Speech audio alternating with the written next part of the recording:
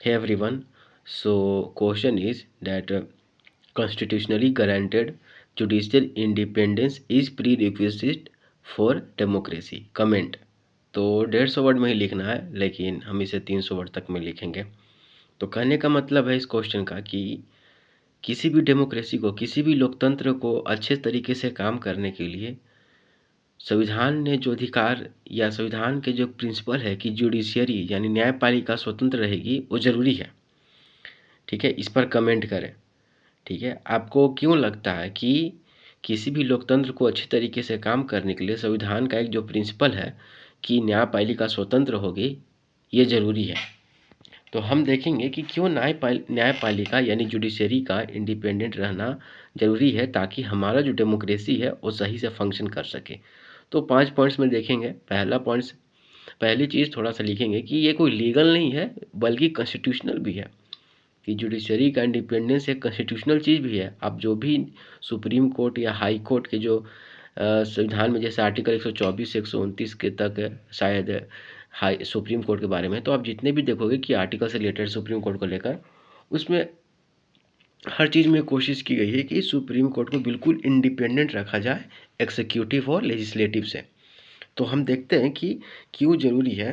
तो पहला point, upholding rule of law, कानून का शासन यानी रूल ऑफ लॉ को अपहोल्ड करने का काम जुडिशरी के पास होता है। और जुडिशरी अगर इंडिपेंडेंट नहीं रहेगी तो रूल ऑफ लॉ को अपहोल्ड नहीं कर पाएगी और चारों तरफ केओस मच जाएगा, यानी जिसकी लाठी उसकी भैंस हो जाएगी। कहने का मतलब रूल ऑफ लॉ जरूरी क्यों है अपहोल्ड करना, क्योंकि ताकि जो नागरिक हैं लोकतंत्र में उनको बचा सके हम लोग किसी के टायरेनी से। कहने का मतलब है कोई ताकतवर भी है या बड़ा पॉलिटिशियन है या बड़ा बिजनेसमैन है, उस पर भी उतना ही कानून लागू होता है जितना कि एक आम भारतीय नागरिक पर। ठीक है, एक लोकतंत्र में किसी आम नागरिक पर। तो ऐसा करना ज़रूरी है ताकि पब्लिक ट्रस्ट बना रहे। तो जुडिशरी को रूल ऑफ लॉ को अपहोल्ड करना चाहिए। दूसरा, सेफ गार्डिंग इंडिविजुअल राइट्स, जो व्यक्तिगत स्वतंत्रता है उसको अपहोल्ड करना है जुडिशरी को। किस गवर्नमेंट के विरुद्ध, है ना। गवर्नमेंट कई बार क्या करती है कि ऐसी चीज़ें करती हैं, कानून पास करती हैं जो इंडिविजुअल राइट्स को इरोड करती हैं। ठीक है, तो इंडिविजुअल राइट को सेफगार्ड करना गवर्नमेंट के खिलाफ अगेंस्ट या पावरफुल पीपल के अगेंस्ट, ये काम है जुडिशरी का। क्योंकि अगर उन्होंने ऐसा नहीं किया तो इससे डेमोक्रेसी के फंक्शनिंग पर बहुत बुरा असर पड़ेगा। ठीक है, तीसरा पॉइंट है चेकिंग गवर्नमेंट एक्सेस। देखो हम क्या कह रहे हैं कि ये पॉइंट्स बता रहे हैं कि ये जो पॉइंट्स जुडिशरी करेगी तो डेमोक्रेसी सही से काम कर सकता है। यही चीज़ें जुडिशरी करती हैं, इसलिए डेमोक्रेसी सही तरीके से काम करता है। तीसरा पॉइंट है चेकिंग गवर्नमेंट एक्सेस।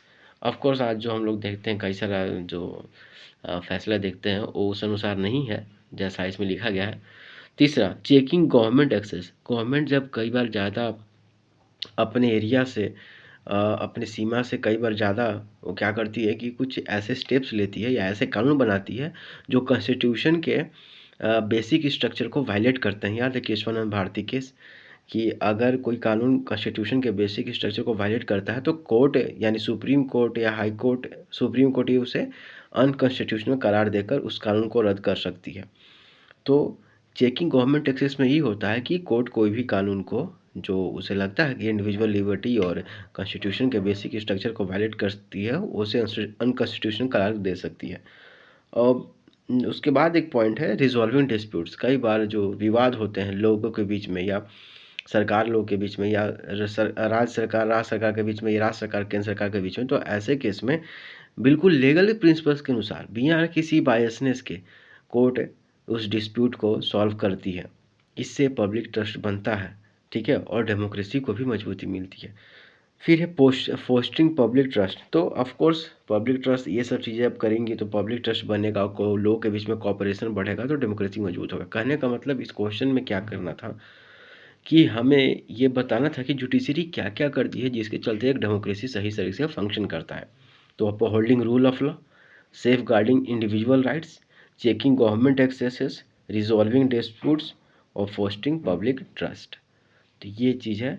और लास्ट में कंक्लूजन में आप लिख सकते हो कि अगर ये चीज़ें नहीं होती है तो ऑथोरिटेरियनिज्म, है ना, तानाशाही आ सकती है। ठीक है, और ऐसा कई बार हुआ भी है कई कंट्रीज़ में। तो जुडिशरी का इंडिपेंडेंट रहना बहुत ज़रूरी है ताकि एक डेमोक्रेसी हेल्दी तरीके से फंक्शन कर सके। ठीक है, ये यूपीएससी 2023 का जीएस पेपर 2 का एक क्वेश्चन था, उसी का आंसर है ये। ठीक है, थैंक यू।